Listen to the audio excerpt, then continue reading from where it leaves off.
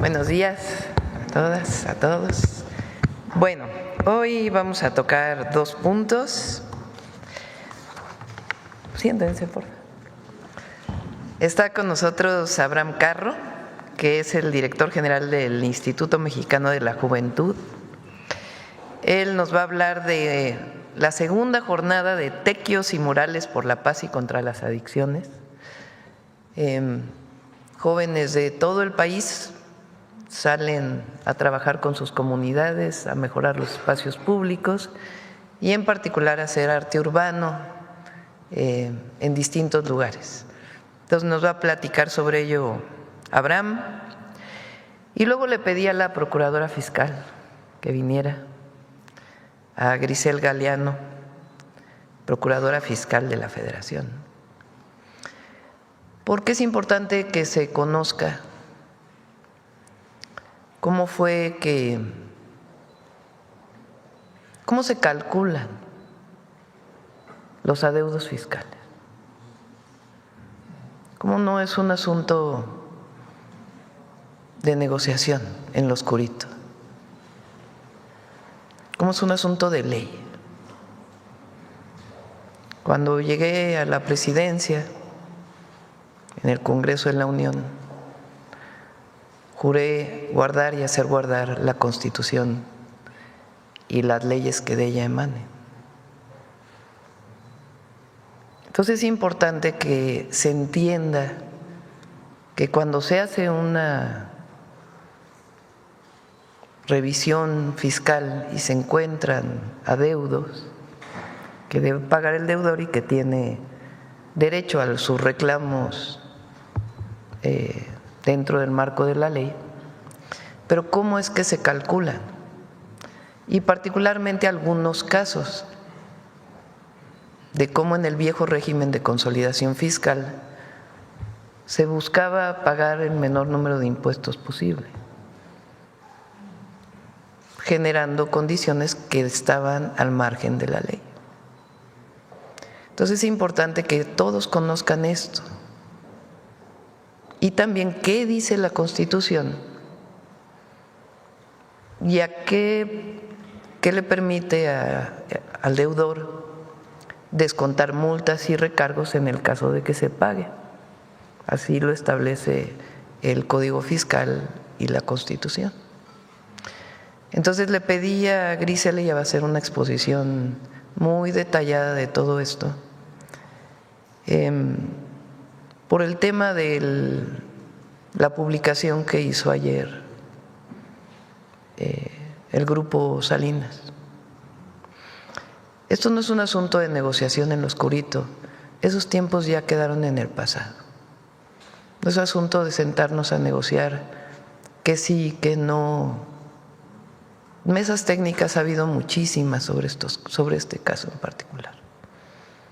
Entonces él o este grupo tiene derecho a lo que tiene derecho cualquier deudor en caso de que pague. Pero es importante que todos lo conozcan. Nosotros siempre vamos a estar abiertos al diálogo, nosotros nunca vamos a cerrar la puerta a nadie. Pero negociación de la ley, nunca. Como dice Juárez, o decía Juárez, nada ni nadie por encima de la ley. Se llama Estado de Derecho. Para todas y para todos. Pero es importante que se conozcan los casos. Esto no es autoritarismo, no es…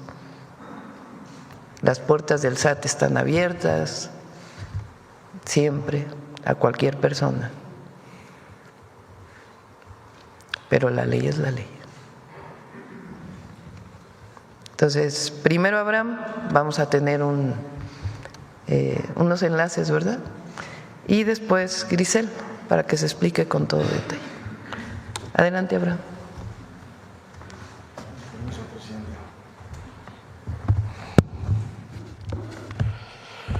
Muy buenos días a todas y a todos.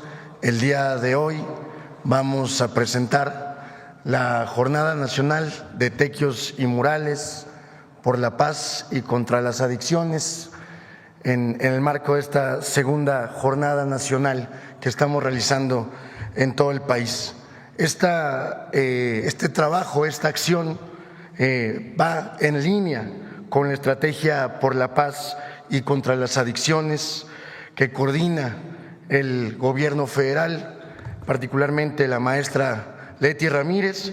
Y bueno, pues el día de hoy platicarles que se está llevando a cabo una campaña de murales acompañados de tequios que invita a las y los jóvenes a vivir una vida plena y libre de cualquier tipo de adicción.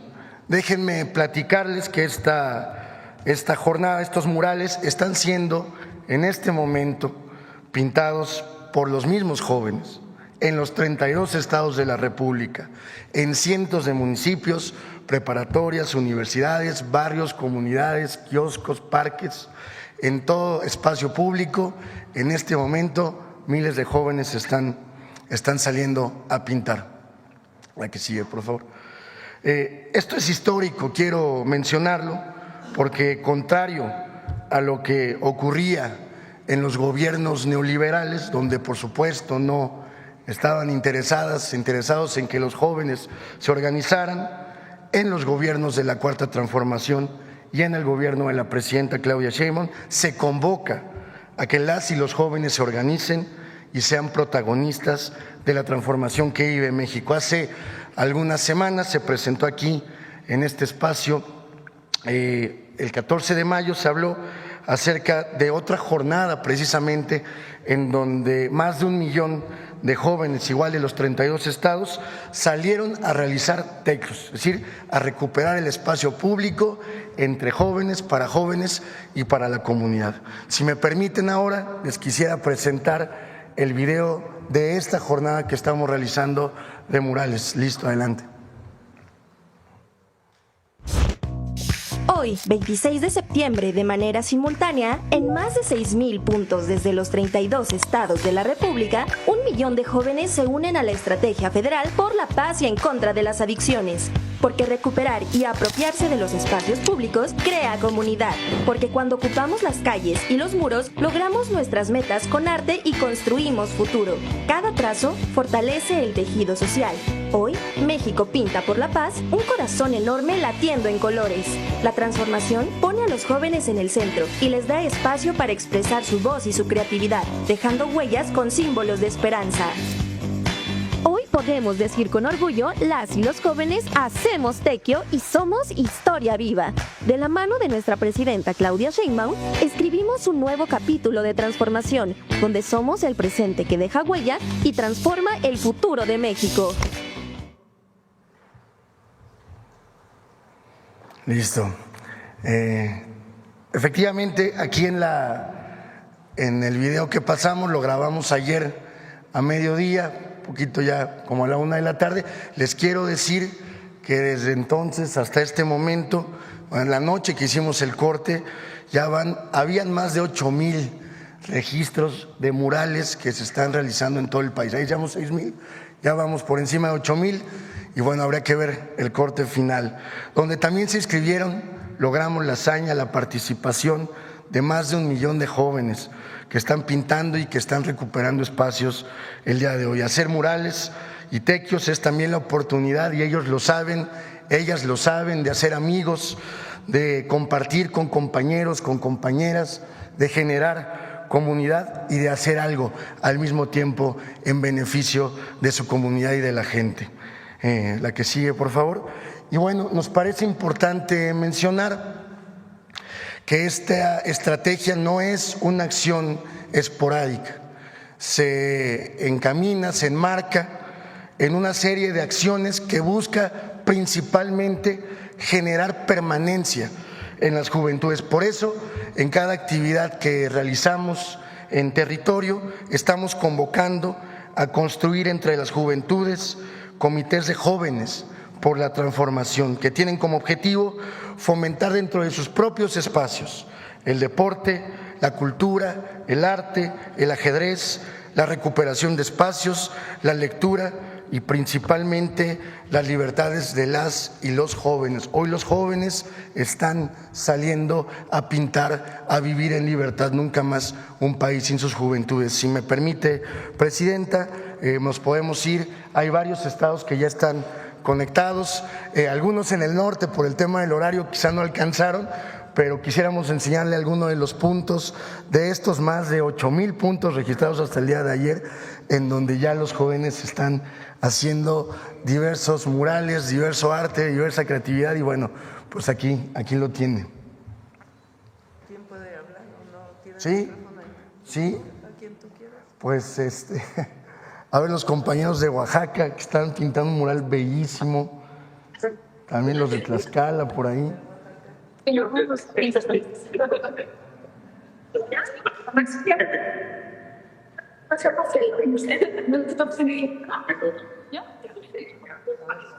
Si no, muy afectuosos saludos desde el estado de a ver, Oaxaca. Oaxaca, Muy sí andan por ahí. emocionados de estar en nuestros megatequios Bienestar, Fachadas Primavera. Les enviamos un muy afectuoso saludo, una actividad que busca promover prácticas ancestrales como son los tequios.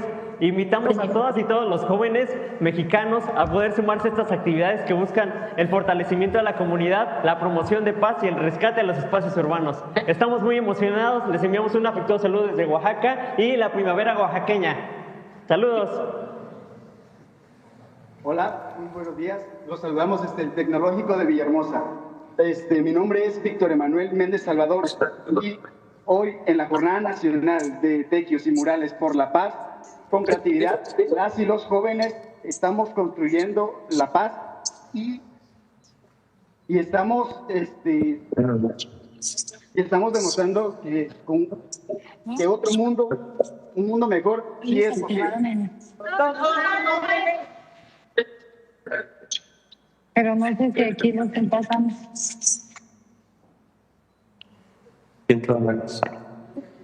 A ver, si quieren Tlaxcala también están muy activos, muy trabajadores desde muy temprano. Buenos todos. días, Presidenta. Les saludamos desde Panotla, el estado de Tlaxcala, donde estamos realizando el Mural por la Paz.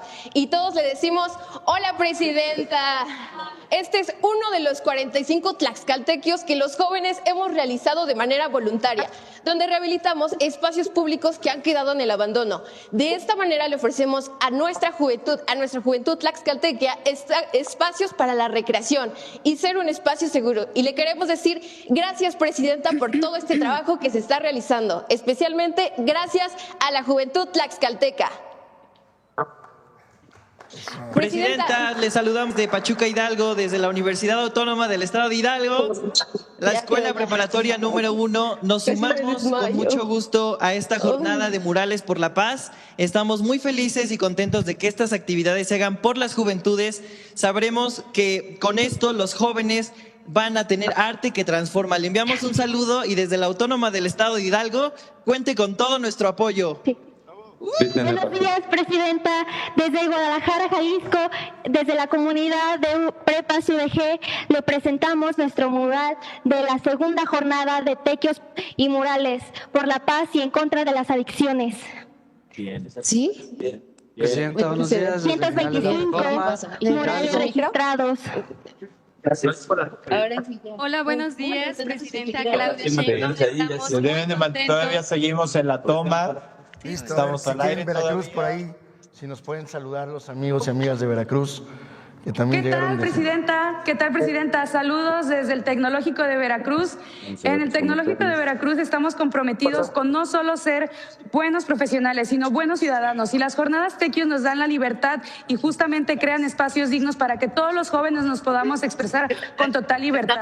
Las jornadas Tequios son totalmente de valor para nosotros e invitamos a todos los jóvenes que se unan, porque más allá del tema de la drogadicción y todo lo posible que esto nos puede generar como algo malo, realmente hay que buscar siempre lo positivo en todas estas situaciones. Y recuerden, ¡todos somos TGNM! Muy bien, si Hola, quieren, muy buenos seguimos días, con uno más. Presidenta Claudia Sheinbaum. Uno más adelante. Municipio de Guadalupe, Zacatecas. Estamos muy agradecidos y muy contentos de formar parte de esta segunda jornada nacional de Tequios y Murales por la Paz. Saludos desde Guadalupe, Zacatecas, presidenta. Seguimos en toma, Muchísimas gracias a las amigas. Buenos días, querida presidenta.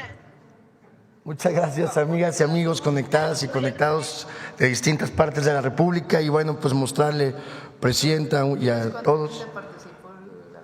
La vez pasada participó 1,085,000 jóvenes en los 32 estados. Les quiero platicar que esta vez volvimos a romper la cifra del millón y estaremos, si usted me lo permite informarle, presidenta, rompiendo la cifra de 1,085,000. Rebasaremos la barrera del 1,200,000 jóvenes participando en esta jornada. Muchas gracias, presidenta. Es cuanto. Muchas gracias a todas y a todos. Felicidades. Listo. Ahora sí, Grisel. Sí. Muchas gracias. Con su permiso. Buen día a todas y a todos. Es un gusto volverlos a saludar. Pues efectivamente, como ya lo anunció nuestra presidenta, hoy estamos aquí por parte de la Procuraduría Fiscal, la Secretaría de Hacienda y Crédito Público, y en nombre también del SAT, me voy hoy a referir a una historia de impuestos no pagados por un grupo empresarial.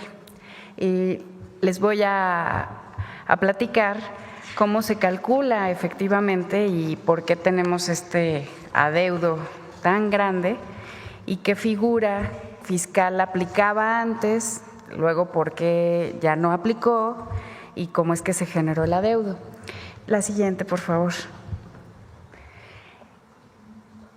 Este grupo empresarial y muchos otros ocuparon esta figura legalmente aceptada que en nuestro país se generó para favorecer un mecanismo que se le proporcionaba a las empresas para que estas empresas que eran muy grandes y que tenían muchas subsidiarias pudieran presentar sus impuestos como si fueran una sola, las conjuntaban, las consolidaban. Entonces, así una empresa, cuando le iba muy bien y tenía utilidades y resultaba que a otra de sus hermanas, subsidiarias o filiales le iba mal, pues se consideraba que podía tener pérdidas, entonces podían sumar y restar los resultados entre todas y así llegaban a un cálculo adecuado para todas para pagar un poco menos de impuestos. En ese momento era la estrategia para impulsar a las grandes empresas. Entonces así el grupo podía pagar menos impuestos en el corto plazo. ¿Por qué? Porque si salían cantidades que tuvieran que pagar, las podía incluso hasta diferir a lo largo de los años hacia adelante, generalmente hasta 10 años. Y porque las pérdidas pues se compensaban con las ganancias de las otras, ¿no? Entonces este movimiento lo realizaban en familia empresarial. Siguiente, por favor.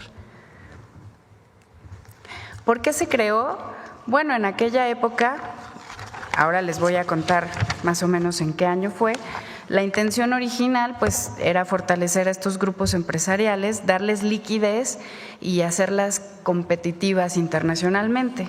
En teoría, era un incentivo para invertir más y generar más empleos, porque el grupo no se veía obligado a pagar los impuestos elevados en el momento en que generaba el adeudo y podía postergarlo en el tiempo. Adelante, por favor. Pero hubo abusos. Se generó una problemática importante porque movían los números de la contabilidad para aparentar más pérdidas de las que en realidad tenían y provocar pagar menos impuestos, además ya de los beneficios que les daba esa figura. Entonces, diferían los impuestos durante muchos años sin pagarlos realmente y además afectaban su contabilidad para pagar menos. Y pues esto generó un grave problema a la recaudación del Estado y además se veía un trato desigual entre las pequeñas empresas, las medianas empresas, que además sí pagaban completo, y estos grandes consorcios. La siguiente, por favor.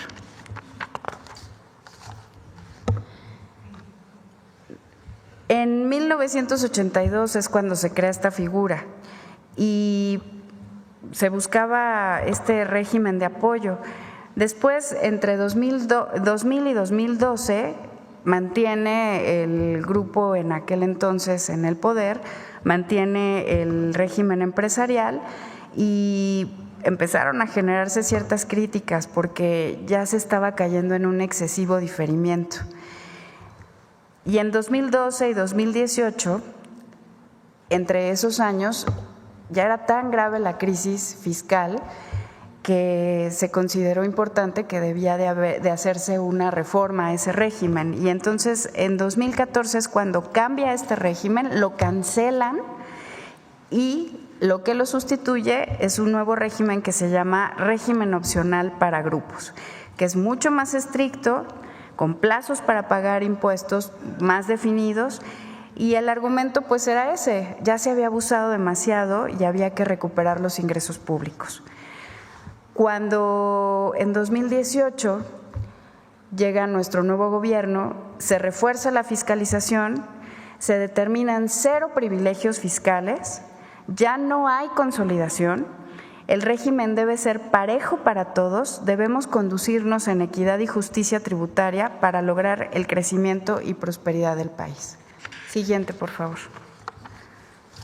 Entonces, tenemos que, está clarísimo, en 2014 se cambia este sistema, se elimina la consolidación, ya no se permite compensar todo de manera indiscriminada, se fijan plazos claros para pagar impuestos y se busca que haya más equidad, transparencia y que los grandes grupos dejen de tener ventajas excesivas sobre los grupos pequeños. Adelante, por favor. Pues este ejercicio entonces nos da una determinación legal, no fue al arbitrio de alguien, fue un cambio de norma y primero se permitió impulsar la inversión y el empleo, pero pues como se abusó, pues hubo pérdidas para la hacienda pública que todavía estamos tratando de recuperar. Siguiente, por favor.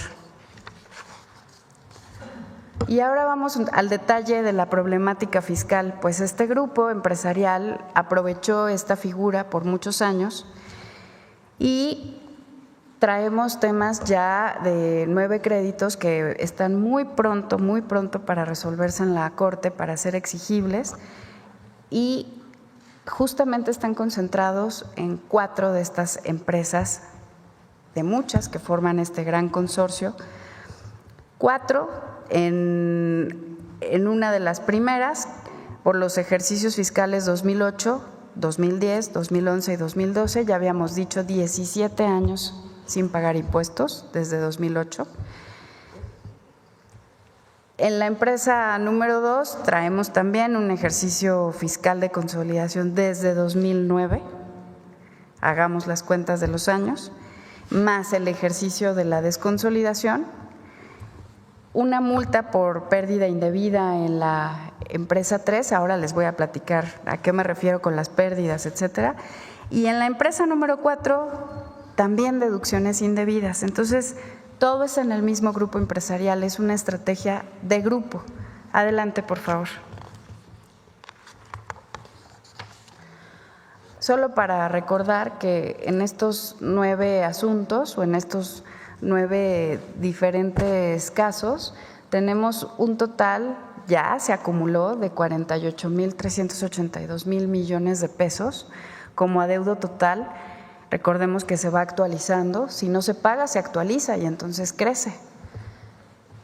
Y pues estos casos ya están a punto de fallarse en la Suprema Corte, como les dije. Adelante, por favor. Pues vamos a entrar al detalle. En la empresa número 1, vamos a empezar por el ejercicio 2013, que es cuando la reforma entra y el Estado decide que ya no haya consolidación fiscal. Se habían juntado los ejercicios sin pagar, 2008, 2010, 2011 y 2012. Y en 2013, cuando se suspende el régimen, hay que hacer un corte de caja, así lo determinaba la reforma. Entonces, el SAT detecta que, aunque ya se terminó este régimen especial que les daba beneficios, la empresa no regresa los beneficios, porque así lo instruía la reforma, no regresa el dinero, no regresa a hacer las cuentas que debe de hacer con el SAT y hacer este corte de caja necesario para demostrar por qué aprovechó este beneficio en cada uno de los ejercicios y hacer las cuentas claras. Entonces, la situación actual que tenemos ahora es que en 2018 y hasta ahora, en los tribunales, pues ya se ha determinado que el SAT ha tenido la razón al haber llamado a esta empresa y determinarle este crédito fiscal que inicialmente era de 24,968 millones. Eso es lo que se requiere de pago ahora, y pues le solicita que devuelva el beneficio fiscal que haya utilizado porque fue un descuento indebido entre las cuentas que había que hacer de todos los ejercicios fiscales anteriores, daba esta cantidad como resultado. Entonces, tenemos 16 años de incumplimiento de pago desde que no ha querido sentarse a hacer las cuentas claras con el SAT. Y ya específicamente, siguiente, como tampoco pagó el total, que es lo que les comentaba ahorita, pues entonces el SAT tiene la obligación de hacer una cuenta por separado por cada ejercicio fiscal, por cada adeudo. Tenemos el ejercicio de 2008 con 2,096 millones. Es lo mismo, declaró pérdidas indebidas al vender acciones. Son estos movimientos corporativos de ventas de empresas y compran acciones en otras empresas y no calculan correctamente el costo promedio de cada acción. No todas las acciones en las empresas cuestan igual.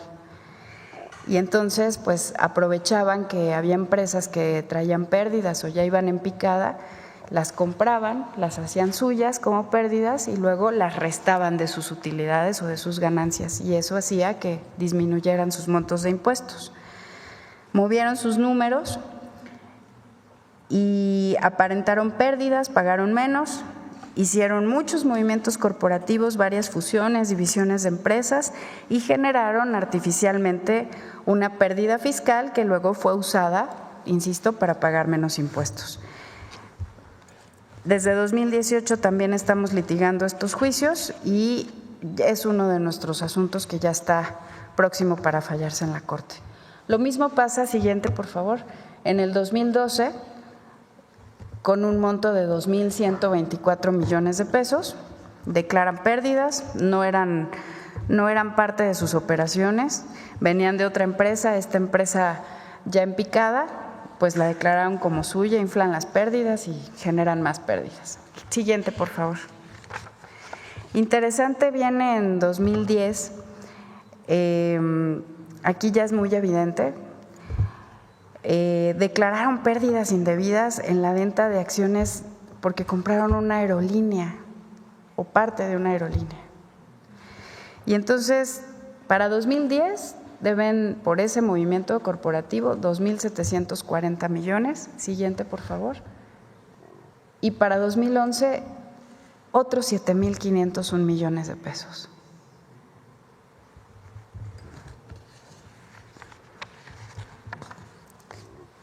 Sin palabras. En la empresa número 2,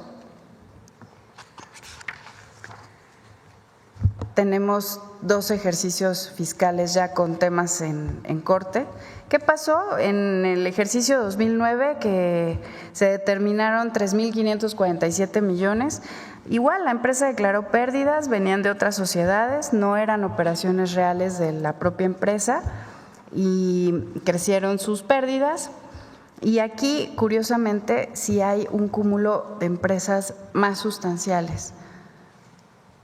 Varias empresas. Se fue acrecentando el abuso de la figura de la consolidación. También ya se ganaron 2 instancias y el caso ya también está para fallarse en corte. Ya se acumularon. Siguiente, por favor. Lo mismo pasó en el ejercicio 2013 para esta misma empresa. Ahora estamos hablando de 4.431 millones de pesos. Y es el mismo tema, la consolidación. Se fijan, en el 2013 se acaba y entonces llaman a las empresas a hacer este corte de caja. No pagaron los otros anteriores, tienen que sentarse a hacer la cuenta final. No es un doble pago, más bien se debe todo. Siguiente, por favor. La empresa número 3 trae un adeudo de 67 millones de pesos por una multa en el ejercicio 2012. También es una irregularidad fiscal reportar pérdidas más grandes de las que tuviste en realidad como empresa. Y el SAT, como verifica, pues se da cuenta que esto sucede y entonces multa a la empresa número 3.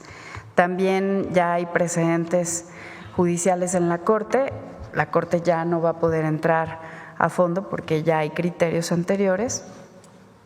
Va a fallar a favor del fisco federal. Siguiente, por favor. Y la empresa número 4, pues resulta que dedujo más pérdidas de lo necesario, es decir, dedujo viáticos, anticipos, servicios, un montón de conceptos que en realidad no eran básicos para su operación. El SAT ya le ganó también este caso en todas las instancias y estamos esperando que se confirme o no solamente un tema de comisiones a distribuidores y aún está pendiente este amparo en la Suprema Corte de Justicia. Adelante, por favor. Como verán, estos 9 casos muestran un patrón de abuso de la figura de la consolidación fiscal. Per se no era mala, tenía un buen objetivo, pero se abusó de ella. Y después de haber usado pérdidas durante años de empresas que fueron adquiriendo con el paso del tiempo, en la mayoría de los juicios se ha determinado que el SAT tiene la razón, ha ganado y desde la primera instancia, pero las acciones de litigio de este grupo pues han sido muy agresivas y por eso nos han llevado tantos años hasta ahora que vamos a esperar una resolución firme ya de la Suprema Corte de Justicia. Por favor, siguiente. Y como lo comentaba nuestra presidenta, hay un beneficio constitucional establecido en el artículo 28, pero una obligación para el Estado mexicano. Están prohibidos los monopolios, los estancos, pero también las condonaciones de impuestos y las exenciones de estos. Solamente pueden darse beneficios de descuentos según el Código Fiscal, según la ley de la materia. Y esto solamente se da en situaciones muy excepcionales.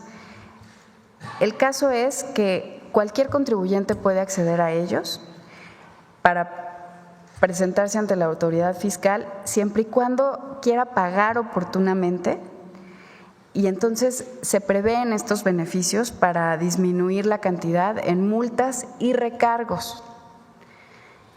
Tiene que sentarse con la autoridad fiscal a verificar oportunamente sin que la autoridad le requiera el pago, sino de buena voluntad llegar y ofrecer un pago y entonces puede calcularse conforme al Código Fiscal si es que le aplica o no un beneficio fiscal. Podría llegar a disminuirse para cualquier contribuyente su adeudo fiscal. ¿Es cuánto, señora presidenta?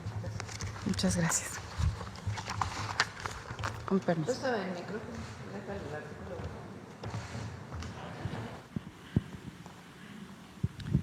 Esta fue incorporada por el presidente López Obrador en la Constitución. No existía. Bueno, a propuesta para el Congreso y aprobada. O sea, la presidenta, el director del SAT, el secretario de Hacienda, no pueden, por Constitución, condonar, hacer exenciones en condiciones que fijan las leyes. No se puede. La Constitución claramente dice que las condonaciones de impuestos y las exenciones de impuestos en los términos y condiciones que fijan las leyes está prohibida.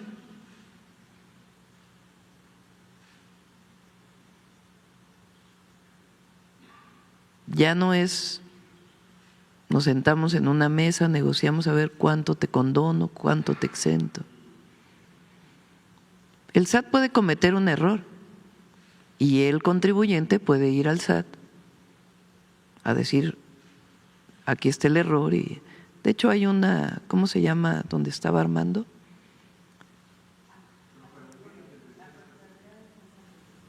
La Procuraduría de Defensa del Contribuyente. Existe una institución, la Procuraduría de Defensa del Contribuyente, donde si alguien supone que hay un abuso de la autoridad, pues puede acudir a la Procuraduría. Y existen además pues los amparos y los tribunales por si se comete alguna injusticia. El tema es que aquí ya pasó del viejo Poder Judicial, ni siquiera del nuevo. Ya pasó primera instancia, segunda instancia, tercera instancia, y ahora está 9 temas a resolución de la Corte, entre muchos otros que también tienen que ver con asuntos fiscales, con otros grupos o alguna otra persona. Entonces, ¿qué beneficios puede tener? Los beneficios que dice el Código Fiscal, que se le pueden quitar las multas, los recargos, si es que desea pagar. Pero lo que dice la ley. Entonces, la puerta del SAT está abierta, pero es en el marco de la ley. Este no es un asunto político, más allá de cualquier diferencia política. No es un asunto político. Es un asunto de cumplimiento de la ley.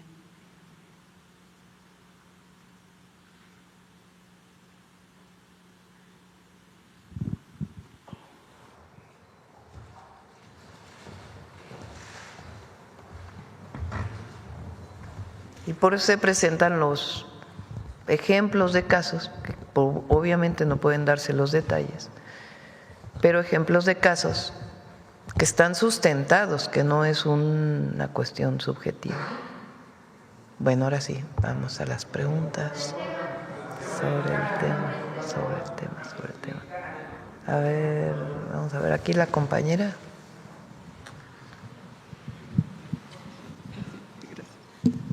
Muchas gracias, Presidenta. Jimena Mejía, de Grupo Imagen. Quisiera consultarle, hay una investigación periodística que reveló que el coordinador de los senadores de Morena, Adán Augusto López, pues no presentó en su declaración patrimonial 79 millones de pesos por parte de empresas. ¿Tendría el senador que aclarar esta situación, esta acusación? Esto también porque el SAT ha puesto alertas a las transacciones millonarias que tuvo el ahora senador por parte de una empresa fantasma y otra que obtuvo contratos durante su gobierno en Tabasco. Pues sí, que aclare. Que aclare el senador. Presidenta, también al interior de la bancada de los senadores de Morena hay un grupo, por lo menos se sabe de 13, que no están muy conformes con la operación que ha tenido el senador, sobre todo en la transparencia en el manejo de fondos. Eso es pura politiquería, la verdad. No conozco de un senador que tenga quejas. Nadie se ha presentado. No. Ok. En otro tema, Presidenta, una Corte Federal de Nueva York ordenó la aprehensión de Silén García Peña, exregidor del Partido Verde en Jalapa, Veracruz, por tratar de proteger al líder de la Iglesia de la Luz del Mundo, Joaquín García. ¿En el país hay alguna investigación sobre este regidor, sobre esta actuación? Pues la Fiscalía tendría que informar. Lo que hubo que fue público es esta detención de 38, creo que son, ¿no? Personas presuntamente ligadas a este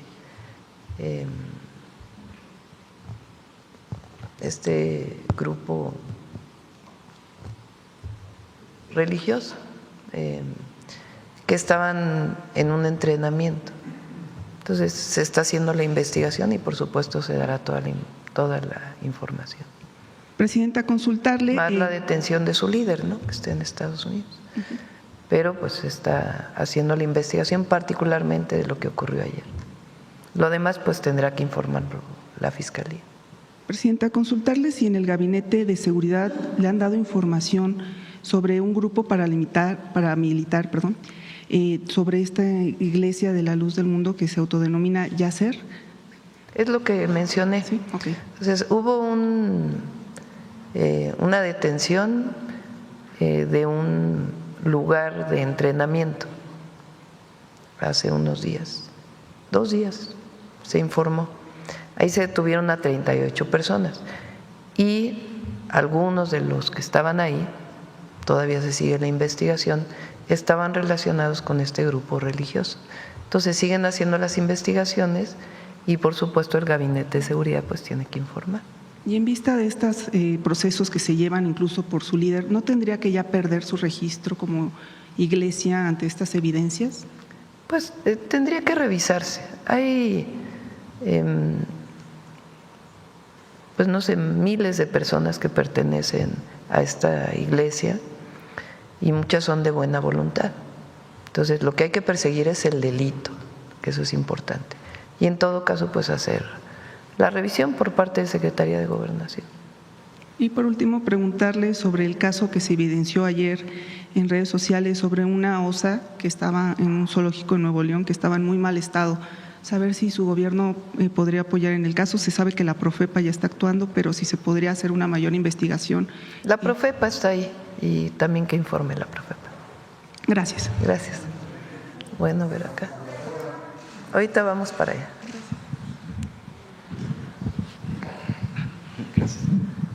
Presidenta, buenos días. Hans Salazar de Noticiero en Redes. Preguntarle, ya se ha expuesto este tema por parte de la Procuradora, la claridad de que el empresario del Grupo Salinas, el propietario, que es Salinas Pliego, bueno, pues es entiendo que ya es la respuesta respecto a lo que propone, porque primero estuvo amenazante por medio de su propio grupo empresarial de que estaba evaluando demandas contra usted y después pues dice estaría dispuesto a una mesa, incluso propone más bien una mesa. Entiendo que esta sería ya la respuesta. Preguntarle, Presidenta, ¿usted cómo lee este tipo de posturas erráticas, digámoslo así, o contradictorias por parte de este empresario? No me voy a meter a un tema personal, ¿no? Se coloca en la publicación como si fuera un tema político o como si fuera un tema de un debate político. Que la política se discute, se debate y somos un país libre. Entonces hay libertad en las redes, hay libertad en los medios de comunicación. Nosotros tenemos libertad en la mañanera pues de poder debatir lo que dicen de nosotros, ¿no? Porque se han dicho pues muchas calumnias. Entonces este no es un asunto de de que has hablado mal de mí o no has hablado mal de mí. Ese, digamos, es otro tema y en todo caso pues se debate pública y políticamente en el marco de las libertades que hay en nuestro país. El tema aquí es el pago de impuestos.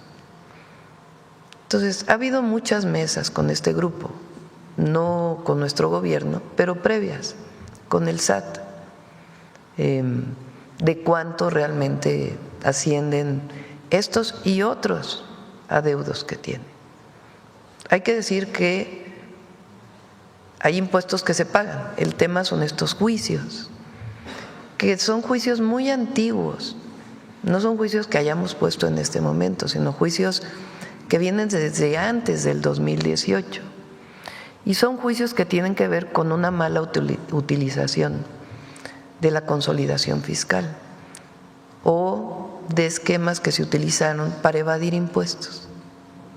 Entonces, por eso presentamos el tipo de casos que hoy están en la Corte, para que se vea que no es un asunto de subjetividad, no es que el director del SAT o alguien en el SAT tenga mala fe y quiera hacer algo contra una u otra persona, o algún grupo empresarial u otro grupo empresarial, sino que son casos que ya han pasado primera instancia, segunda instancia y ya están llegando a la Corte. Entonces, ¿qué beneficios puede tener un deudor, este u otros deudores? Y me refiero a grupos, personas físicas o morales. Cuando se paga el impuesto tiene beneficios. Se le descuentan recargos, se le descuentan multas, de acuerdo con su decisión de pagar. Eso es legal y está en el Código Fiscal. A veces ascienden hasta 25% de lo que se debe, o sea, representan un monto significativo, pero es legal. No hay nada de una mesa donde nos sentemos a ver qué te descuento o qué vas a exentar, porque eso, la Constitución muy clara se prohíbe. Entonces, ya pasó primera instancia, segunda instancia, tercera instancia, ¿a qué tienen derecho? A acercarse al SAT, obviamente, y a decir, a ver, ¿qué beneficios tendría si pagara en este momento, dentro del marco del Código Fiscal? Ah, bueno, pues tendrías beneficios al descuento de esta multa, al descuento de este recargo, por pagar, por la decisión de pagar. Pero sentarse en una mesa a negociar los impuestos, pues eso no, eso ya es de otras épocas. Y más particularmente en estos casos. Entonces, repito, el diálogo siempre está abierto. Y si hay un diálogo respetuoso también. Tiene que haber un diálogo respetuoso. Pero no puede ser un diálogo de una negociación de qué te quito. Porque esto ya se trabajó muchísimo, no es de ahora. Vienen algunos de 2008, estamos hablando de la época de Calderón incluso. Algunos de la época de Peña Nieto. Ni siquiera son del 2018 para acá los 9 casos.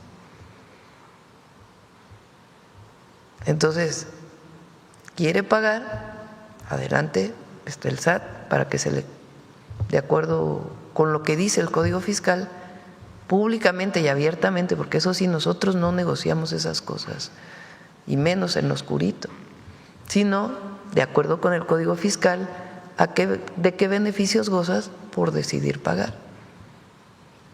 Presidenta, este caso es muy mediático porque se ha trasladado hacia ese tipo de esquema o de confrontación por parte de este empresario, y efectivamente no es de ahorita, es de años, y el tema de las, digamos, los créditos fiscales, como se les denomina, las deudas fiscales, también ya viene de años atrás, y que todo esto ha ido de postura en postura por parte de él, y en este momento también con un nuevo Poder Judicial que tendrá que definir también lo correspondiente. De hecho, el ministro presidente de la Suprema Corte de Justicia actual, ya la nueva, van a analizar también ya, porque son diversos caminos que también él sigue teniendo de acuerdo a la ley.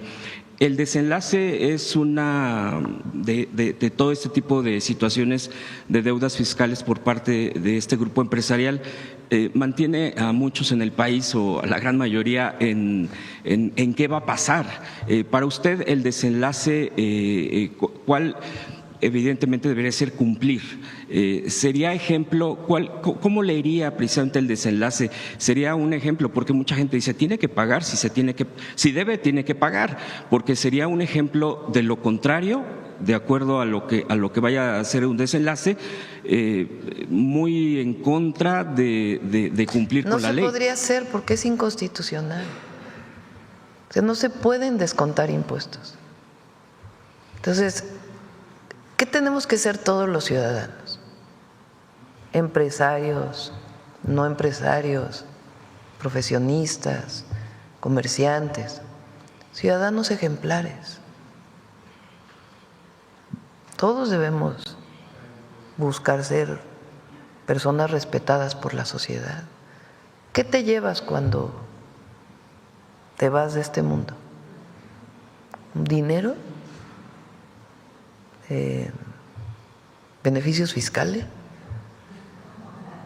Te llevas tu reputación, te llevas tu historia de vida, tu fama pública. Y yo creo que a eso debemos tender todos, ¿no? A que nuestras familias pues se sientan orgullosos de sus padres, de sus madres, de su padre, de su madre, de sus abuelos. Entonces todos debemos ser ciudadanos ejemplares. Y hay empresarios en México ejemplares que pagan sus impuestos, que no están en otra cosa. Y no digo que no deban participar en política, todos tienen derecho a participar en política. Ahora, nosotros no hemos calumniado a nadie, a nadie. Ahora, ha habido ofensas a la presidenta, a muchos de los servidores públicos. Ni siquiera hemos dicho, a ver, te voy a denunciar, a demandar por las ofensas que has dicho. Y usa una televisión pública, porque es una bueno, no pública, una concesión. Entonces, por eso esto es al pueblo de México, mi mensaje es al pueblo de México. Es lo que debe este grupo empresarial, o algunos otros grupos empresariales, o ciudadanos. No es un invento, no es una subjetividad, no es algo que alguien construyó ilegalmente. El que paga los impuestos puede acceder y hay una injusticia, para eso están los tribunales, para eso está abierta la puerta, para que se les explique por qué se están cobrando determinados impuestos, por qué se hace una auditoría y está la misma Procuraduría del Contribuyente. Y todos los tribunales administrativos y del Poder Judicial. Entonces, no es subjetivo, hay técnica aquí atrás, con base en las leyes. Entonces, no es que uno se niegue a platicar con alguna persona, no. El tema es que hay cosas que no son negociables, porque no es político, es la ley. No puede ser que para algunas cosas se hable de libertades y de leyes y para otras cosas no. ¿Qué tiene que hacer la presidenta? Yo juré respetar la Constitución, hacer cumplir la Constitución y sus leyes en el marco de mis atribuciones. El Poder Judicial en el marco de sus atribuciones, el Poder Legislativo en el marco de sus atribuciones. Entonces, ¿qué se puede hacer en estos casos?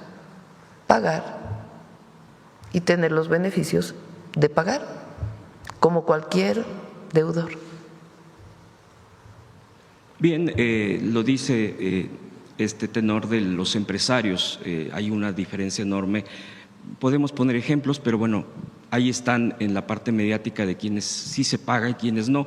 Pero también mi siguiente tema, presidenta, tiene que ver con un empresario, precisamente Chico Pardo, Fernando Chico Pardo, que acaba de el tema concretar al 25% de la compra de Banamex. Y yo quisiera preguntarle en concreto sobre qué opina, porque él se ha expresado muy positivamente. Ha dicho que si se animó a hacer la compra, a concretar esta parte de este banco, que es un banco además histórico para el país y que tiene un acervo cultural impresionante, ha dicho que la confianza que le tiene a su gobierno, a usted, es lo que lo animó precisamente a cerrar un trato de esta magnitud. ¿Qué comentario le merece al respecto? Pues a él y en general. Ayer vino un empresario extranjero de Estados Unidos a decir, voy a invertir en México. Y hay muchísimas inversiones en nuestro país. Y yo me reúno con empresarios pequeños, así como me reúno con la gente cuando salgo a territorio y escucho a muchísimas personas. Me reúno también con empresarios. y los escucho, y si tienen quejas se atienden, se ve cómo podemos hacer para resolver. Oye, que tengo un trámite que tiene 2 años y no ha salido por cuestiones burocráticas. Bueno, pues vamos a ver qué problema tiene ese trámite, todo dentro del marco de la ley. Se está trabajando ventanillas únicas y otras cuestiones para poder acelerar las inversiones. Se hicieron los polos de bienestar, donde hay inclusive beneficios fiscales por invertir ahí establecidos claramente. Entonces, diálogo siempre va a haber y siempre vamos a escuchar lo que se plantea y actuar dentro del marco de la ley. Y hay cantidad de inversiones que quieren llegar a México. Entonces, no hay un ambiente antiempresarial, nada, para nada. En general, los empresarios están muy contentos. Muchos de ellos incluso reconocen que por el bien de todos, primero los pobres, es un modelo económico que es muy bueno para el país. Algunos hay diferencias, pues es normal, así es México libre, pero la ley es la ley. Finalmente, Presidenta, preguntarle a propósito y el tema de los jóvenes que se ha puesto en esta presentación y que es a través también de programas como Jóvenes Construyendo el Futuro, la atención a la juventud. Usted ya ha tocado el tema de la escuela donde usted fue, el CCH Sur, y lo lamentable de los hechos ahí ocurridos, y que en la UNAM siempre ha sido espacios vivos donde los estudiantes libremente se manifiestan. Hemos estado viendo en estos días muchas expresiones de ellos, de los propios estudiantes del CCH Sur, que fue donde ocurrió este hecho, también de las facultades, incluso pues se han estado ya manifestando al tema. Rectoría pues ha tenido que responder a lo que le ha tocado, porque pues es nuestra máxima casa de estudios, es autónomo también, como ya se queda claro. Pero también ha saltado el tema a partir de lo que se ha ido sabiendo, por lo menos en el caso de filtraciones, habría que aclararlo, el por qué un joven, un estudiante, hace esta agresión y pues el resultado que ya se sabe. Se habla mucho de un tema emocional, de atención emocional hacia los jóvenes. Yo escuchaba muy atentamente a una joven, a una estudiante del CCH decir: lo que necesitamos es atención psicológica, lo que necesitamos es atención emocional. Yo me ponía a pensar, bueno, pues ahí, por ejemplo, se tiene la Facultad de Psicología y no que los estudiantes estén apoyando directamente en eso, pero podría haber esquemas y eso la universidad tendrá que atenderlo. Pero también empieza a permear la discusión en las redes sociales, en los medios. ¿Qué pasa también con esa atención hacia los jóvenes que se sienten mal para evitar que se ha aumentado el tema de los suicidios, el tema de las problemáticas internas que pues son tan diversas, pero que también llegan a estos casos probablemente, repito, porque son filtraciones de lo que hemos estado viendo? Y de ahí también ha salido una caja de Pandora de que son grupos en las redes sociales que tienen cierta problemática y que la canalizan hacia este tipo de cosas de violencia.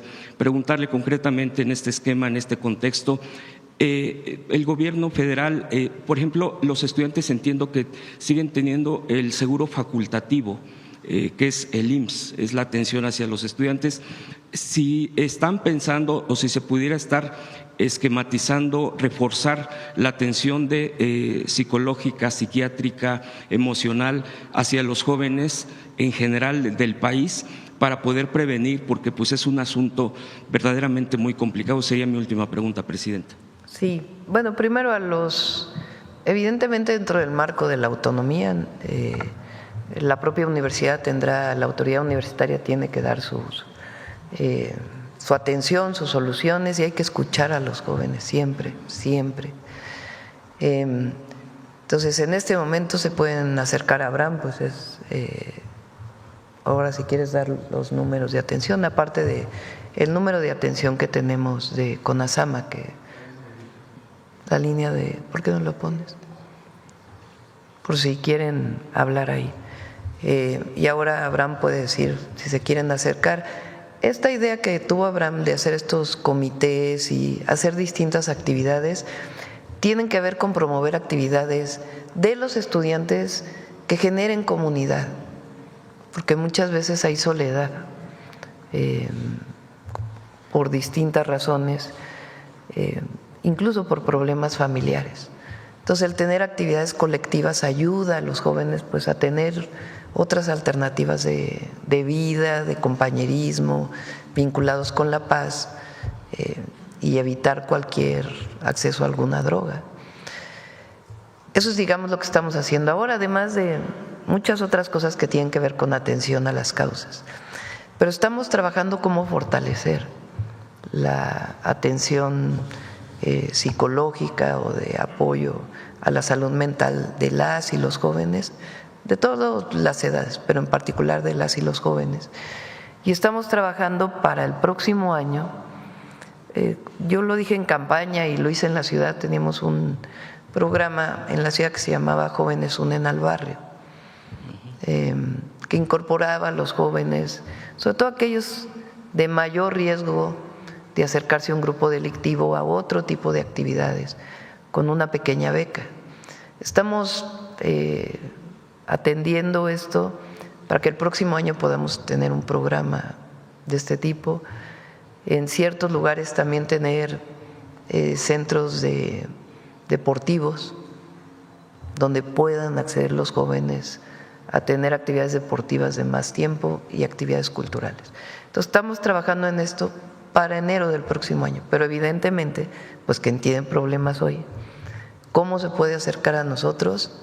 A través del INJUVE y a través de esta línea o con cualquier compañero servidor público para poder conocer su problemática y poder apoyarles. Y a la autoridad universitaria, pues estamos siempre para apoyar en lo que se necesite. Y, por ejemplo, también se podría contemplar, ya para finalizar, presidente, este mismo tema, en las redes sociales se comenta mucho que ya había expresiones o manifestaciones de que podía ocurrir algo en esto de este joven que está detenido y que pudiera ser prevenir precisamente, sí, dependiendo lo que… Se llama inteligencia de redes, que se pudiera estar observando si hay una situación así para poderle evitar y alertar a la institución.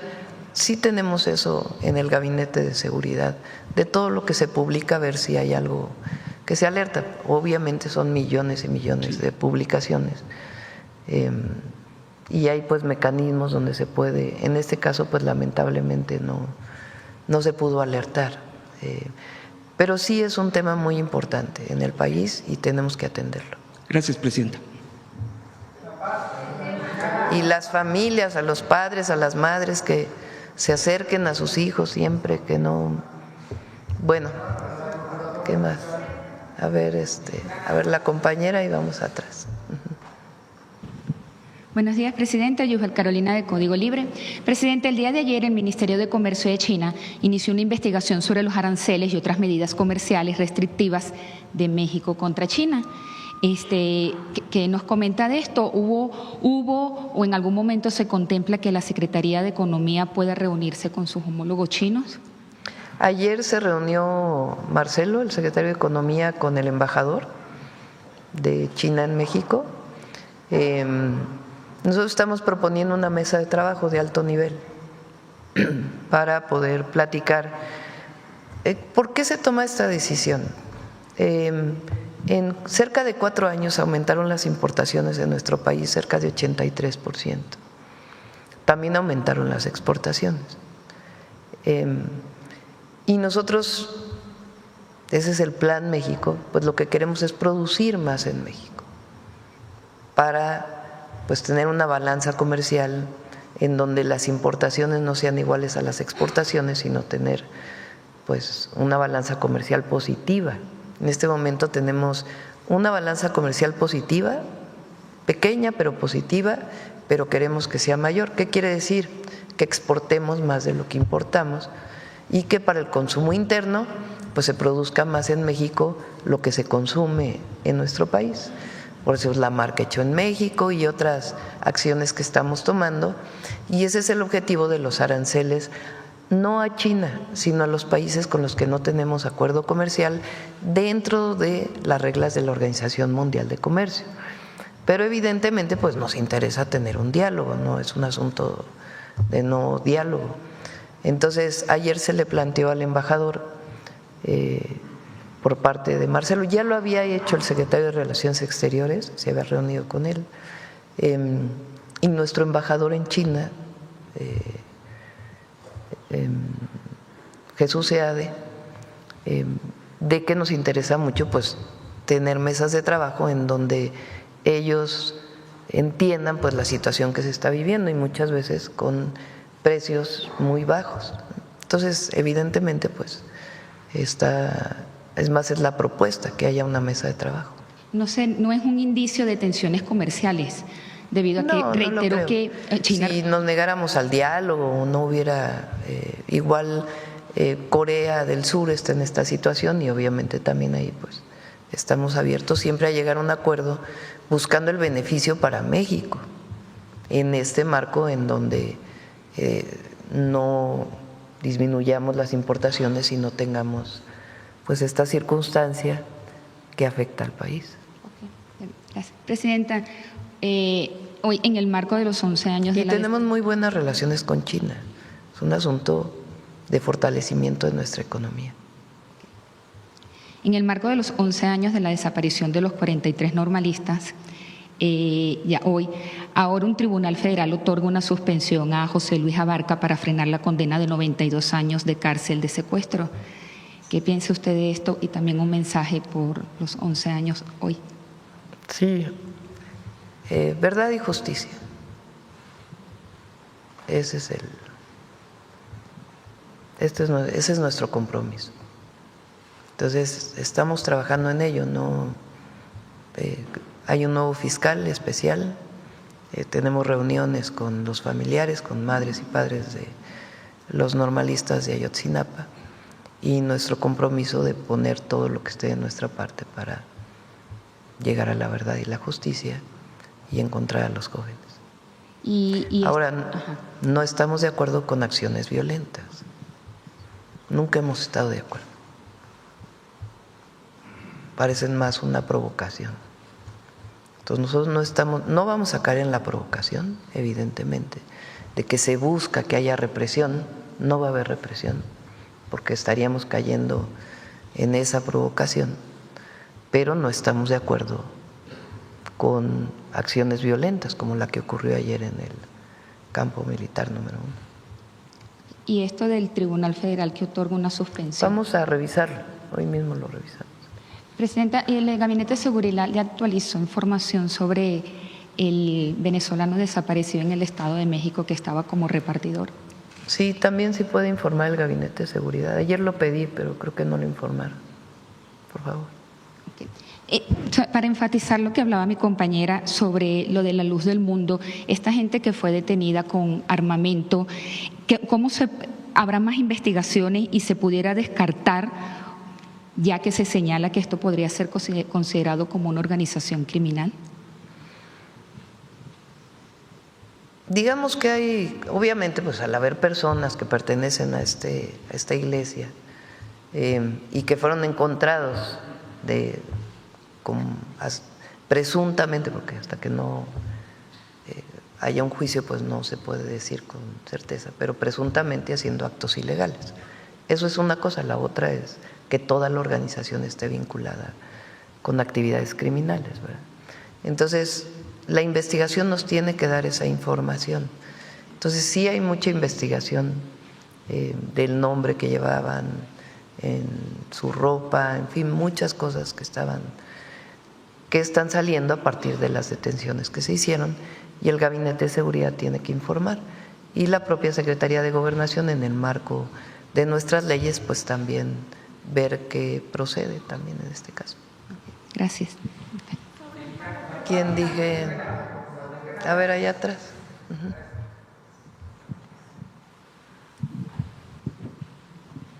Gracias, Presidenta. Máximo Allende para Subjetivo. En el 30 de diciembre de 2008, el Grupo Electra compró un bloque fantasma de acciones de Mexicana de Aviación. El costo fue de 613 millones de pesos. Esas empresas tienen como nombre, bueno, empresas, pues ahora las conocemos como empresas fantasma, porque en realidad eran empresas fachada, toda vez que estas empresas no contaban con aviones, hangares, pilotos o personal operativo. Esas empresas, entre otras, eran pues operadora de servicios empresariales Z, gestiones y servicios operativos Capa, impulsora de enlaces industriales Delta e impulsora industrial empresarial Beta. Preguntarle a la procuradora fiscal que nos acompaña el día de hoy, saber si actualmente ese tipo de empresas fantasmas, ¿hay alguna estrategia para combatirlas? Porque no solo son las que compró Salinas Pliego en aquellos días para hacerse de una fracción de Mexicana de Aviación, sino que también, bueno, pues hay o han existido a lo largo de la vida pública empresas fantasmas que sirven justamente para este tipo de acciones, pero también para lavado de dinero.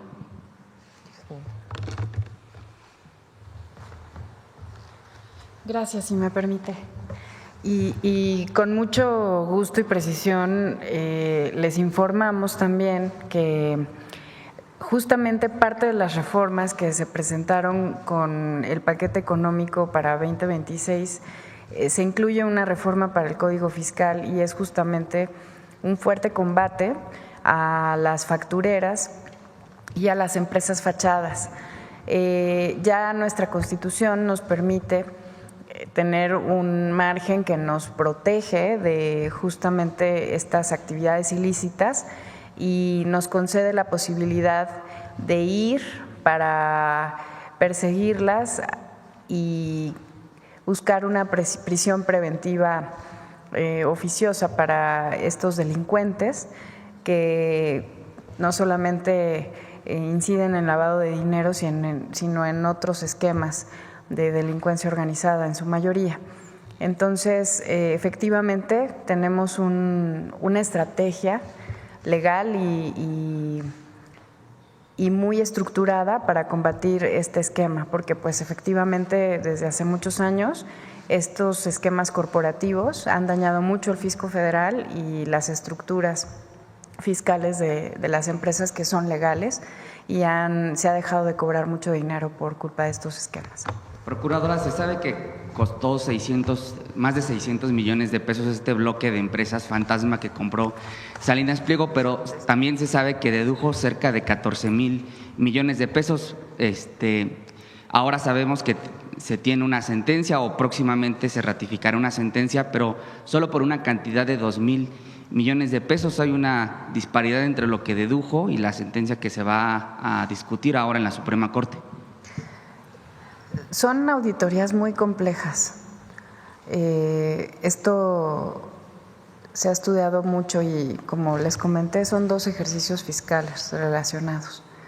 Vamos a esperar la sentencia de la Corte para que pueda ya con mucha claridad y firmeza analizarse ya de fondo qué es exactamente lo que va a dar lugar al cálculo exacto y correcto para que pueda determinarse el pago de estos impuestos. La pregunta concreta era, perdóneme, si podría pagar más. Está en el proceso, difícilmente ya puede como procuradora adelantar más información. Sí, perdón, está vivo el juicio y para protegerlo, hasta que no se dicte sentencia, no podemos hacer ningún pronunciamiento respecto a un cálculo específico. Tendríamos que esperar a que la autoridad judicial determine. Correcto. Ahora, si me lo permite, Presidenta, preguntarle sobre 2 temas estatales.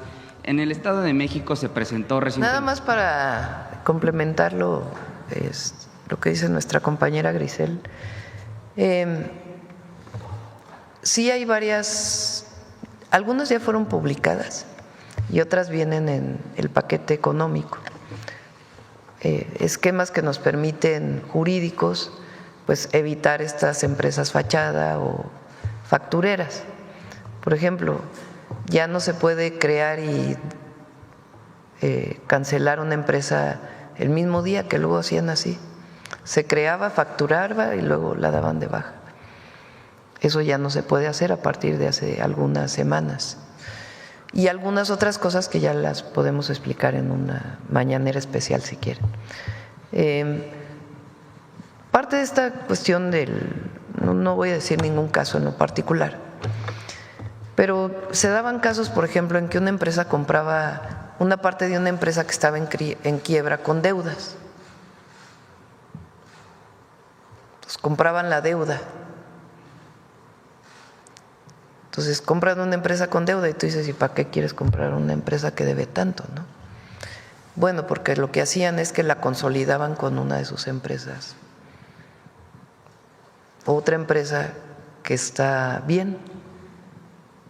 Al juntarlas, pues entonces la empresa ahora resulta que tiene pérdidas y entonces ya no paga los impuestos que debe pagar porque tiene pérdidas. Entonces en realidad pues es totalmente irregular, ¿no? Que compres la deuda de una, la sumes a una empresa que está bien y luego resulta que tiene deuda esta, pero falsa, ¿no? Porque en realidad esta tuvo ingresos y debe pagar impuestos. Ese tipo de prácticas llegaron a utilizarse de manera ilegal para no pagar impuestos de la empresa sana, digamos. Presidenta, en la administración pasada justamente se compró, entiendo, la marca de Mexicana de Aviación, pero entiendo que todavía hay participación de privados en la misma. ¿Usted consideraría o se analizaría eventualmente la nacionalización de Mexicana de Aviación? No creo que se esté en esas condiciones. Ahí todavía había unas deudas a los trabajadores que recientemente fueron saldadas o que se están saldando, pero déjame, reviso bien no voy a estar dando información equivocada. Okay. Ya, para no robarle más tiempo a los compañeros, 2 preguntas estatales.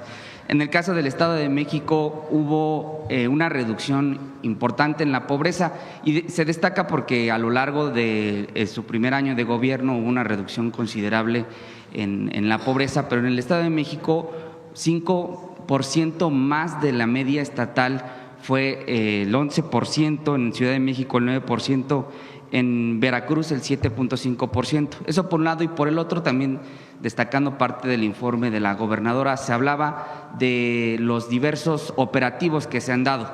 Uno de ellos es muy particular, el operativo Enjambre, que ha puesto tras las rejas a presidentes municipales en funciones, expresidentes, directores de seguridad, altos funcionarios del Estado de México han caído con este operativo.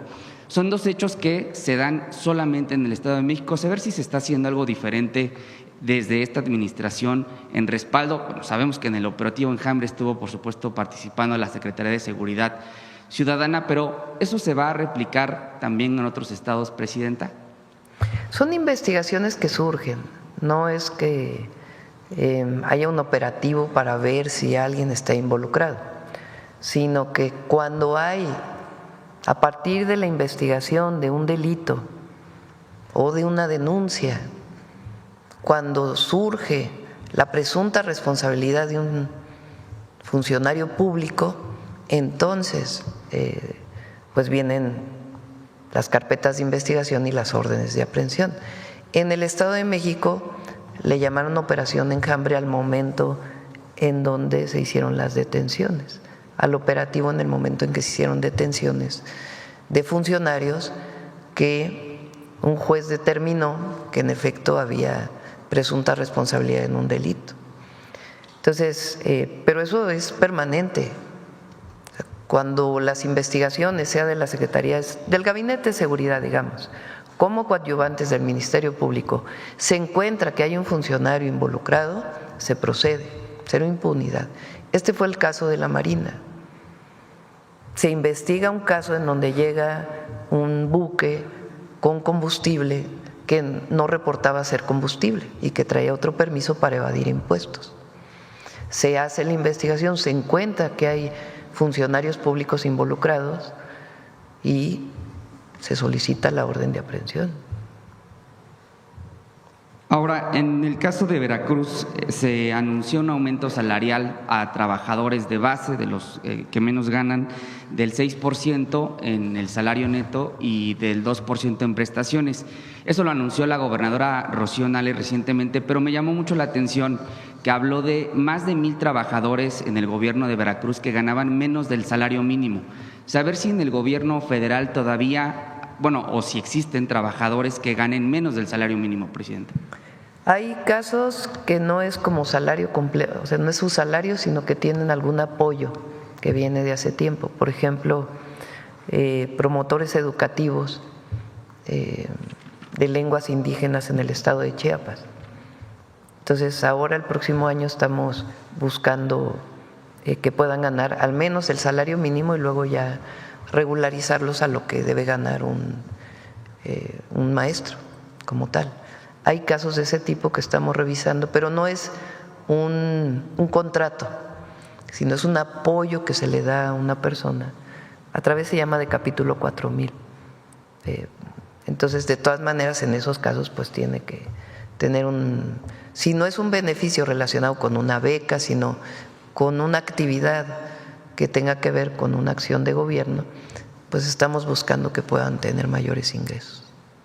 Por último, presidenta, el pasado 6 de marzo de 2024, aquí en Palacio Nacional fue derribada la Puerta Mariana con una camioneta de CFE por parte de manifestantes de la Normal Rural Isidro Burgos. Fue de hecho el abogado Vidulfo Rosales quien confirmó, porque el presidente en su momento había dicho que se trataba de provocadores y no, fue el propio Vidulfo quien confirmó que sí eran compañeros del movimiento, dijo.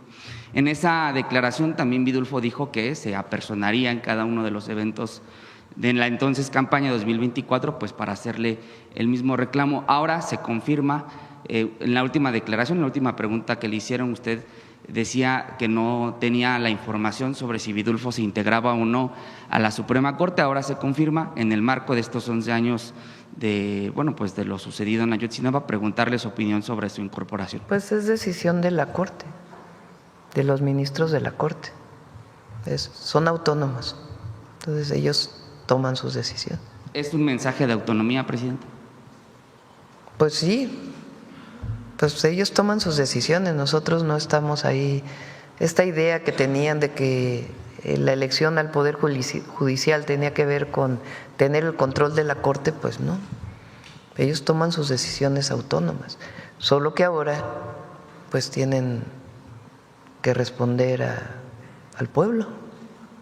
Antes respondían a senadores, a amigos, a quien los propuso. Ahora no, ahora tienen que responder al pueblo.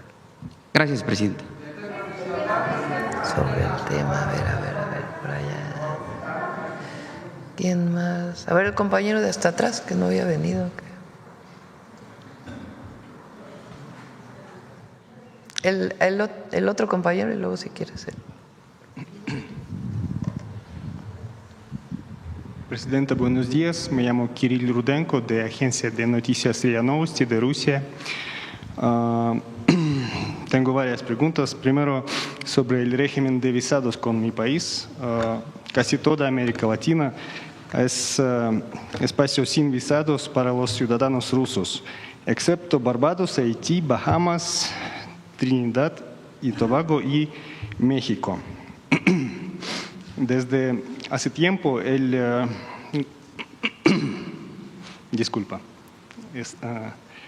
gobierno mexicano estudia un acuerdo de supresión recíproca de visados con Rusia, donde radican las dificultades para aprobarlo y cabe esperar avances durante su administración.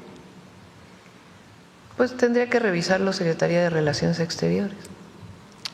Ya lleva hace años. Pues que lo revise Relaciones Exteriores. Gracias. Otra pregunta sobre mexicanos en conflictos armados. México es parte de la convención que prohíbe el mercenarismo, pero vemos testimonios sobre la participación de mexicanos en conflictos armados y reportajes de medios mexicanos sobre reclutamiento de exagentes de fuerza, incluso aquí en la Ciudad de México. ¿Qué mensaje daría a quienes consideran esa vía de ingreso o ya han tomado armas en conflictos? ¿En qué casos te refieres? Pues hay casos de participación de mexicanos en conflicto en Ucrania, hay casos en Medio Oriente. Todo es en el marco de la ley. Obviamente nosotros estamos en contra, nosotros somos pacifistas, por convicción y por constitución. Entonces, cuando hay una persona reclutada por la vía legal para alguna cuestión, pues tiene que ser evaluada en el marco de la ley. Y si van a violar alguna ley en el extranjero, pues tienen que cumplir con las leyes en el extranjero. Entonces, evidentemente, nosotros no estamos de acuerdo con ninguna guerra, ninguna. Y si hay un mexicano involucrado en una actividad ilegal en el extranjero, pues tiene que rendir cuentas y tiene la protección consular como cualquier mexicano en cualquier lugar del mundo. Gracias. Y tercera pregunta. O el apoyo consular, más que la protección, el apoyo consular. Gracias. Y pregunta sobre legado cultural de México. México trabaja activamente en la devolución de sus bienes culturales. Uno de sus símbolos es penacho de Moctezuma, que está en el Museo Austriaco, y los descendientes de Moctezuma incluso reclaman su regreso, pero sin éxito. Este proceso ya lleva también años. ¿Planea su gobierno acciones concretas o ya se desarrollan algunas gestiones en un plano no público en este sentido?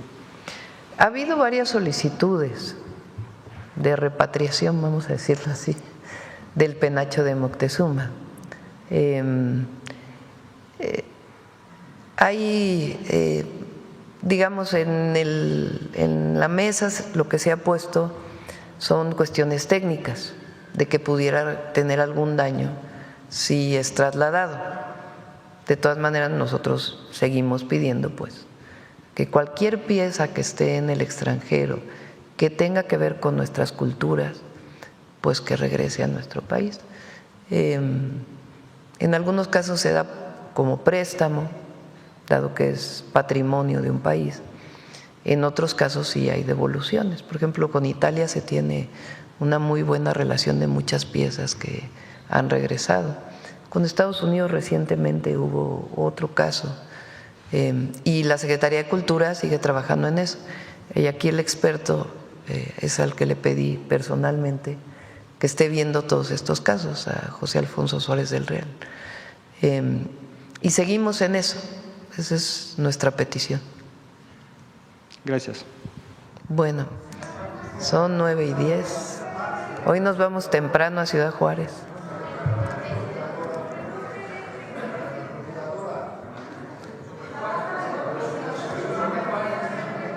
Yo creo que ya hablamos mucho hoy, ¿no? Ya tienen suficientes notas hoy.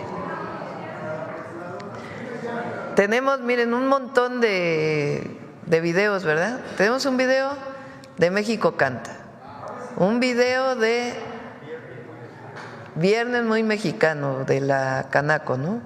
Tenemos un video de la nacionalización de la industria eléctrica que se cumple mañana, 27 de septiembre. Tenemos Suave Patria y tenemos, creo, otro, no, ya, ¿verdad? ¿De qué más tenemos? No, ya no más eso, nada más. Entonces vamos a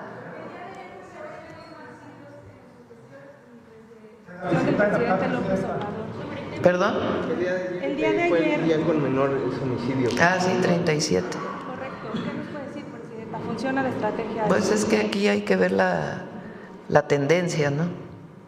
Digo, evidentemente, o sea, el día de ayer fue el día de menor número de homicidios desde hace por lo menos 10 años, creo. No sé si son 10, pero bueno, que nos digan. Pero aquí pues es difícil tomar un dato aislado, ¿no? Entonces hay que ver cómo va a salir el mes de… Recuerden que hubo tantas noticias el día que presentamos el informe de seguridad que como que se perdió. Pues 30% de disminución de homicidio doloso en el mes de agosto, comparado con septiembre del 2024. 30% o 32%, ¿no? A ver, pon la gráfica.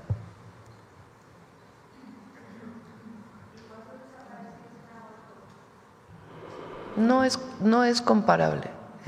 Vamos a presentar ya lo de los desaparecidos. Esta idea que dicen de que no se están reportando los homicidios es falsa. Por supuesto que todos los delitos tienen que contabilizarse y tiene que haber las investigaciones correspondientes, pero es falso esto de que no se reportan los homicidios. Esto viene del reporte de las fiscalías estatales. Y después el INEGI hace su propia revisión a partir de las actas de defunción. Eso es pues como un año después. Y en general más o menos coinciden. Entonces, vamos con ¿con qué? Vamos con la nacionalización y luego Suave Patria, y con eso cerramos.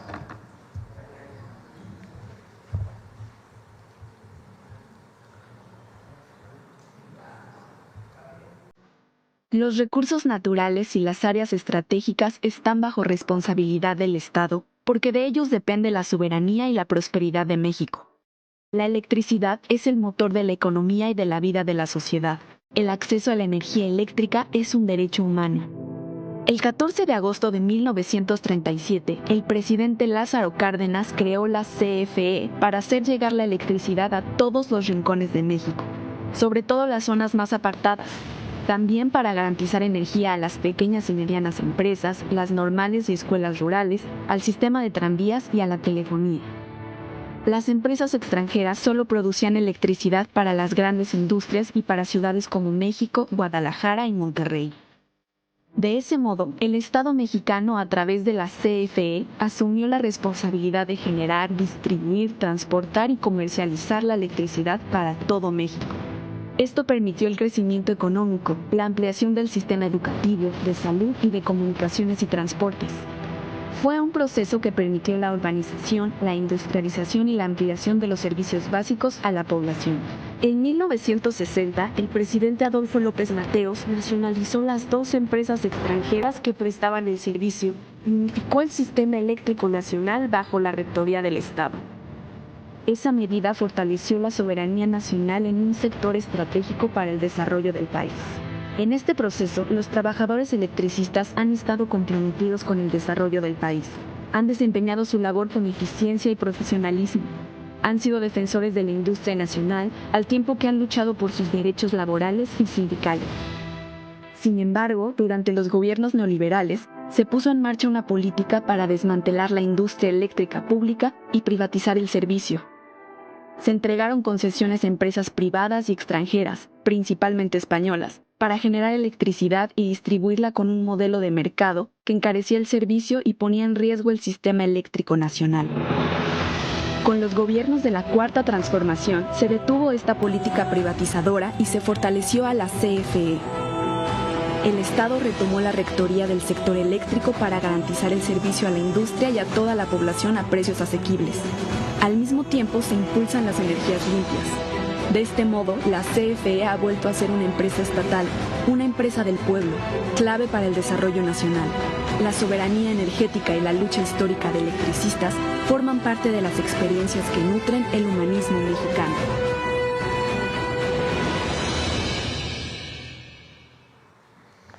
Les voy a pasar un video que hicimos para invitar a la movilización la asamblea del 5 de octubre. Ahorita lo subimos a la red.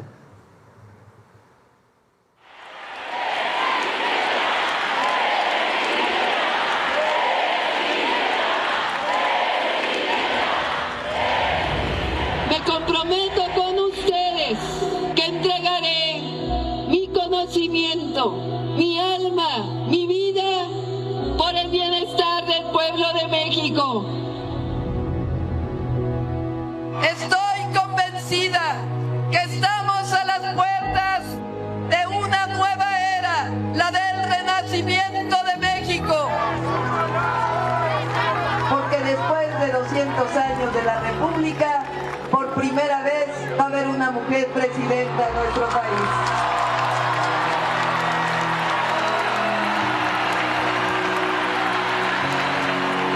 Me comprometo con ustedes a enaltecer el amor, la verdad, la honestidad y la fraternidad. No les voy a fallar.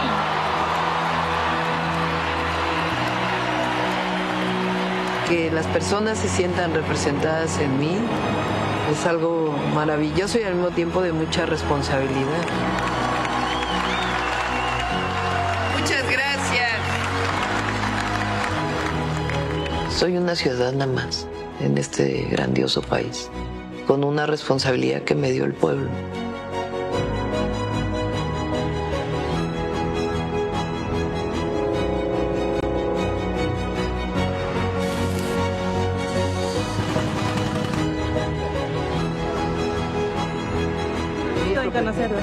Es tiempo de mujeres y llegamos todas, es muy, muy poderoso. Es también una revolución. ¡Que Dios me la bendiga!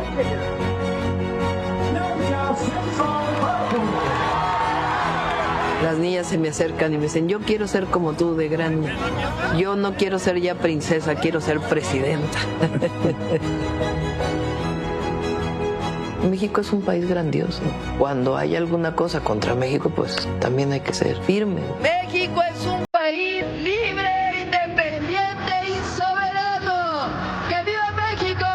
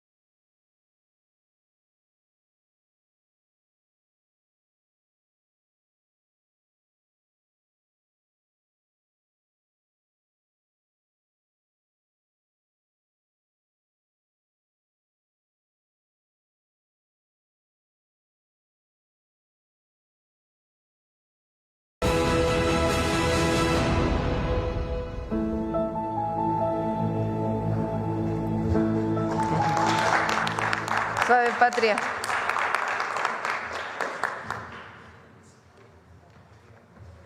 Con su permiso, Presidenta. Keako Newarutsi, Presidenta. La saludamos con mucho afecto. Keako Yunaite, desde Palacio Nacional. Les acabo de saludar en la lengua wixárika, o el huichol, como muchos lo conocen. Una lengua originaria que está dentro de nuestro país y que nos recuerda que México se nombra de muchas maneras y en muchas voces. En ese mosaico cultural, hoy celebramos una tradición zacatecana que este año obtuvo un récord Guinness al reunir la mayor cantidad de personas en escena. Se trata de la representación de la batalla de Lepanto, aquella donde participó Miguel de Cervantes, el autor del Quijote. una puesta en escena que se mantiene como un puente entre nuestra memoria y la raíz hispánica. Por eso hoy, en Suave Patria, tenemos la oportunidad de presenciar un encuentro donde la historia universal se enlaza con la memoria local para que el pasado dialogue con el presente. Como cada semana y con el permiso de usted, Presidenta, amigas y amigos, seamos testigos de esta hazaña cultural a través de este video.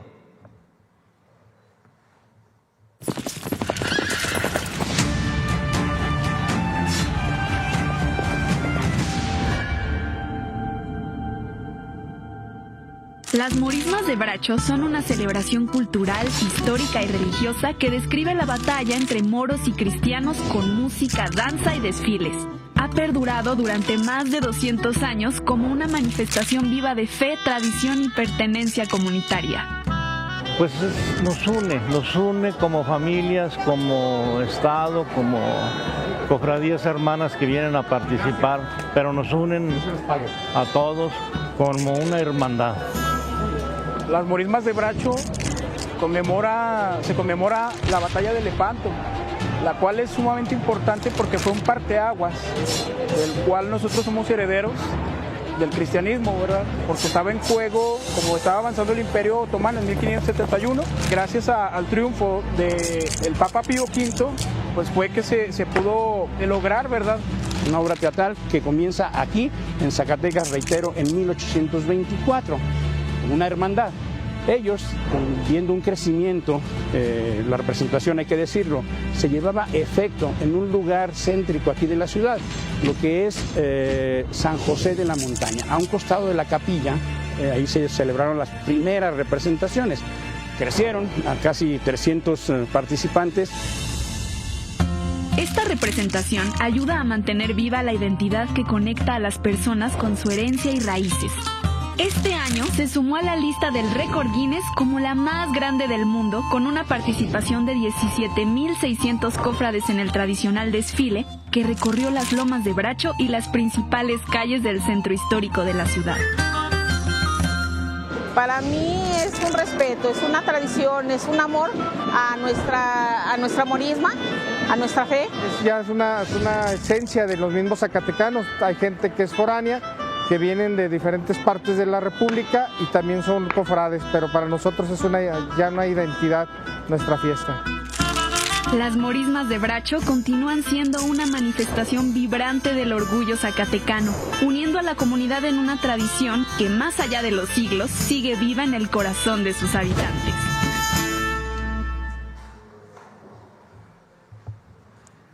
Las morismas comienzan al amanecer y concluyen cuando cae la tarde. En ese lapso, Zacatecas se convierte en un escenario vivo, donde batallas, diálogos y la música se entrelazan en una tradición que reúne a toda una comunidad. En sus inicios participaron pueblos indígenas, personas mestizas y afromexicanas, junto con mineros que encontraron que en esta representación hay un acto de dignidad y de memoria. Hoy se suman migrantes zacatecanos y sus hijos, que regresan cada año para agradecer a su tierra con su presencia y su talento. Por eso las morismas no son solo una representación, son un reencuentro con la historia y con la identidad. Cada palabra y cada gesto nos recuerdan que el mayor tesoro de Zacatecas es su gente.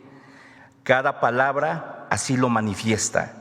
Porque mientras esa tradición perdure, habrá comunidad, habrá raíces, habrá un México que se reconoce en su memoria. Como lo dice el dicho, como México no hay dos. Pan para Yutzi. Muchas gracias. Gracias.